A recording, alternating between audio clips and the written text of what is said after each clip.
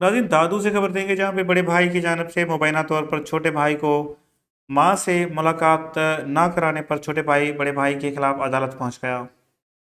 गुलशन Munir colony के रहायशी शमन लगारी ने अपने बड़ी भाई मोहम्मद लगारी के खिलाफ सेशन कोर्ट में दरखास्त दायर करके बड़े भाई पर मां से मुलाकात ना कराने का इल्ज़ाम लगाया। दरखास्त गुजार शमन लगारी ने कहा कि बड़ा भाई मां से मुलाकात करने की सूरत में जान से मारने की धमकी भी दे रहा है।